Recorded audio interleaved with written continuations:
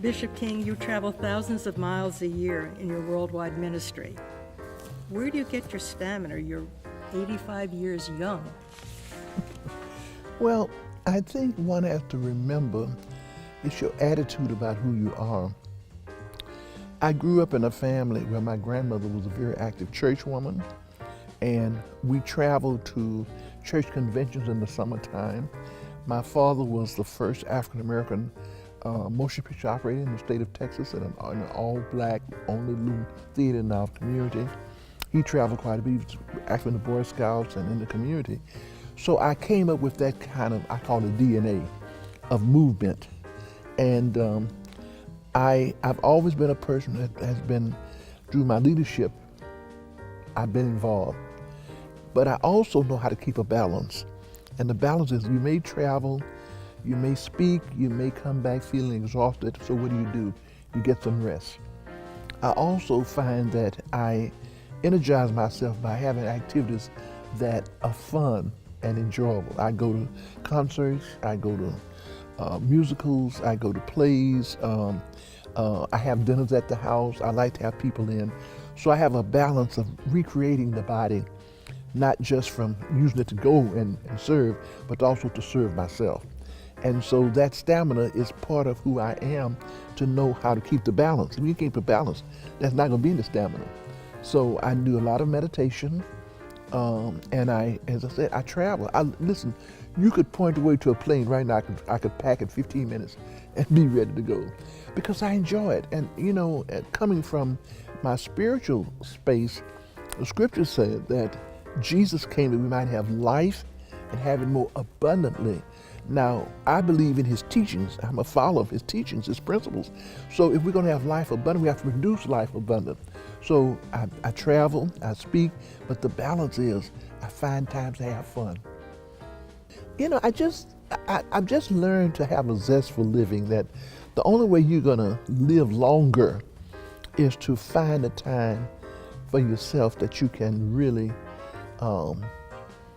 get around and know what's happening in the world. I study a lot, I research a lot, and I like to meet people all over the world. So what advice would you give seniors on how to live a more fulfilled life? How to live one? How to live a more fulfilled life.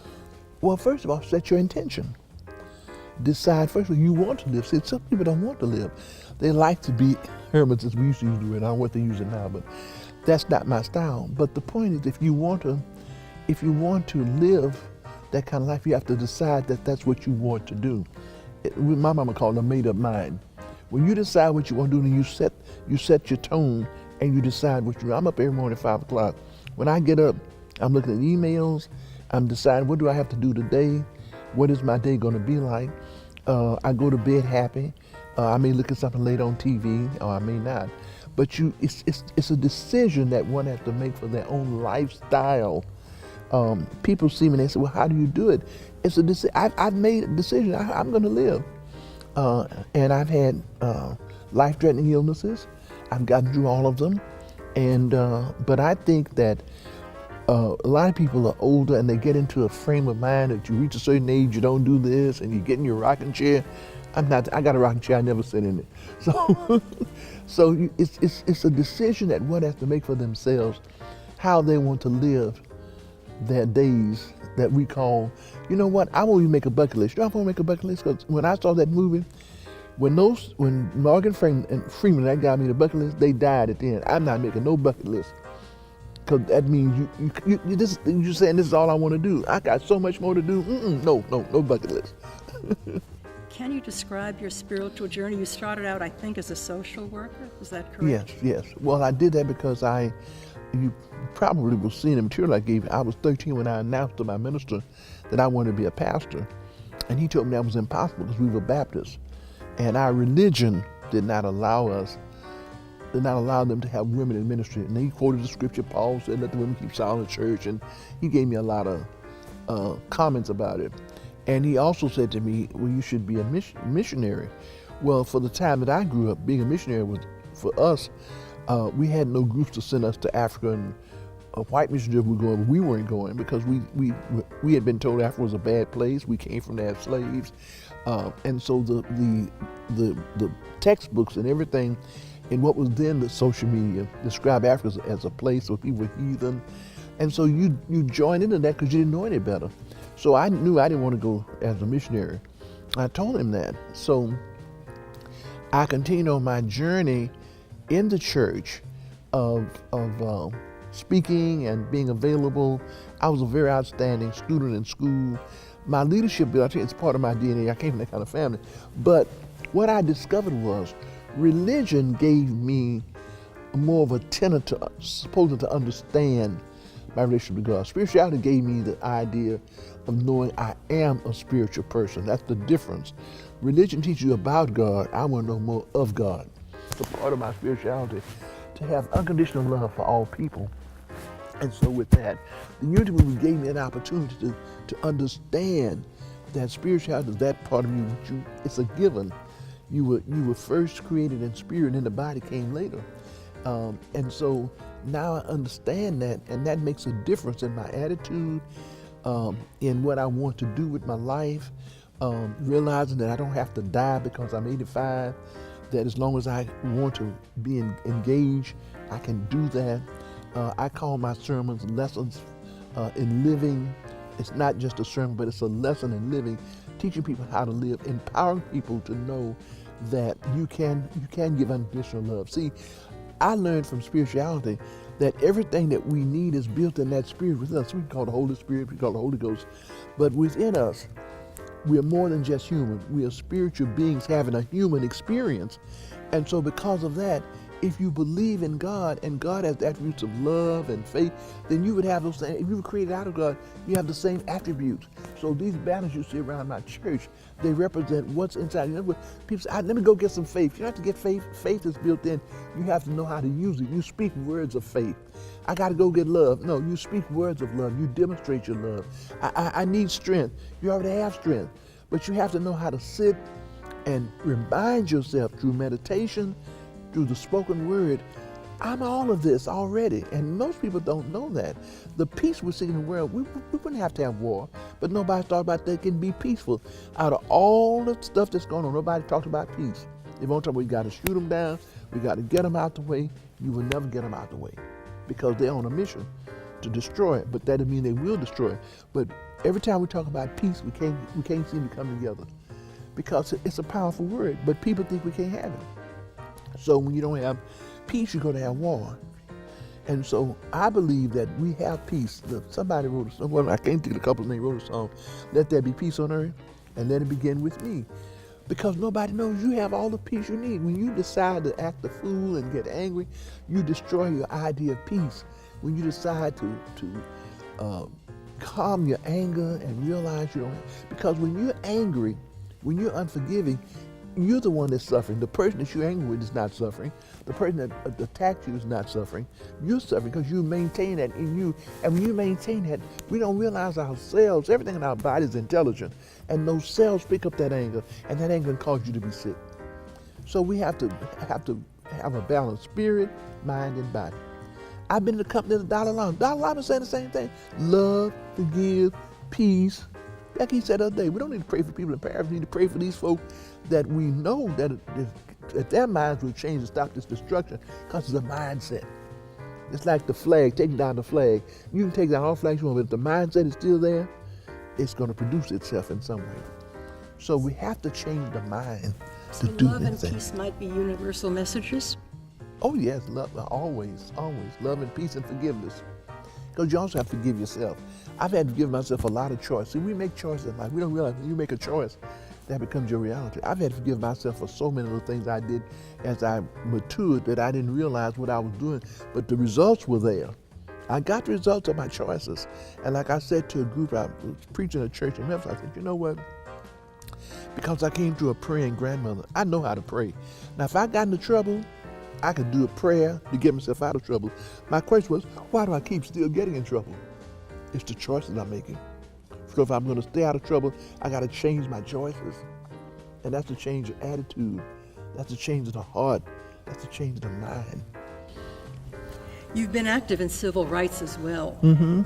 Is it the social worker part of you or the spiritual part of you that gets involved? It's in my civil work rights? as a spiritual person having a human experience. I went to the March on Washington. I lived in Chicago by then. And when Dr. King came to Chicago to begin his work there, he invited me along with some other people. If you were a community activist or if you worked in a so-called ghetto, we were invited. I worked in an area that was supposed to be a so-called ghetto, far south side of Chicago. We were invited because the elitist group, the ministers, did not support Dr. King in Chicago. There were a few that did. The ones that could have made the difference did not. So he had to call on the people from the community. We were the ones that marched down the streets of Chicago. So we marched with him. We sat with him when plans were being made. I worked for the Church Federation of Greater Chicago. They were one of the supporting groups for him when he came. And so I had to be involved from my work there. But I was a social worker at the time. But my work with him was the fact that I had lived in segregation. I had experienced what it was like to go to a fountain that said colored only. I experienced what it's like not to be able to go to a Saks Avenue because I was black. I experienced segregation at its worst. So anything, and by this time I'm working, I've got a good job in Chicago, but Chicago was one of the worst bastions of segregation that was supposed to be integration, but they were not. You could get hurt in Chicago. I remember I had a white friend, he was a social worker, and we went to get breakfast at a restaurant one Saturday morning on the north side of Chicago where a lot of blacks didn't go at the time. And we sat there for the longest, and he got him asked the manager, said, "We can't, where's the waitress?" He said, she won't wait on you because you're black. You brought this black woman in here. He said, "But you're the man." He said, I can't stop her." I wanted to be in this movement because I knew what Dr. King was about would help us all. And so it wasn't because I'm social worker. I went in because I wanted to be in the movement. I knew that this man brought a change for all of us, not just for African Americans, but for every American, for every race, so they could see we could be together. And he taught love. He taught peace. He taught nonviolence. Look at the violence we have now. It's everywhere. Not only we don't have to go to Paris, we're killing young black men here in America. We're also killing white people. That was a young white woman that got shot down. They sent so many police shot her in her car because they thought she was going to try to run over. I mean, it's just the thoughts behind what people are doing. It's a thought. So there's so much going on. So my spirituality tells me that I'm a member of the human race, and anything I can do from my position as the reverend, as the doctor, as the nana, as the bishop, those titles don't mean a thing unless I'm using them for humanity. So anything that I can do to serve humanity, and I do it through this ministry and everywhere I go. So we all have this light, this energy of light that we project. When you think love, you're going to project it. And so, and you think peace, you're going to project peace. And people are hurting all over the place. So when they see somebody they think they can relate to, they gravitate to you. And I have found that to be true with stewardess, even with the pilot. I go there, and when they stand there, I say, "Hello, how are you? Looking forward to the ride today." If I go in the elevator, I say, "Good morning, everybody." It's how you give back to humanity, and the response comes back to you. As you give, so shall you receive. We always say, what goes around, comes around. Well, you began with a prayer group of just 12 people in That's right. 1971. And here we are now. We have 10,000 folk on our mailing list. Now, you won't see 10,000 here because our people are all over the place. And Atlanta is a regional city, and what I learned was a lot of people we've had in this church have been reassigned, but you know what? This is still that church. What do you think accounts for the growth from 12 people to thousands today? Because people heard a message they could use. You give a message a person can use. If you empower a person to know that they can really be what they were created to be, it makes a difference. Empowerment. Teach the truth as we know it. The fact that we don't separate God from man. We believe God and man are one. Some of our statements resonate with people because people are tired of, where is God? I can't find God. I got to go up. If God is omnipresent, if God is omniscient, if God is omnipowerful, then it's not a man, it's a presence. It's an intelligence that created this whole thing. How would you like to be remembered? As one who touched somebody's life so that they know what their purpose is. I'm here by divine appointment. That's work I have to do. And I think the reason I'm so active because I haven't completed my assignments yet. I still have assignments to do, and I'm doing them.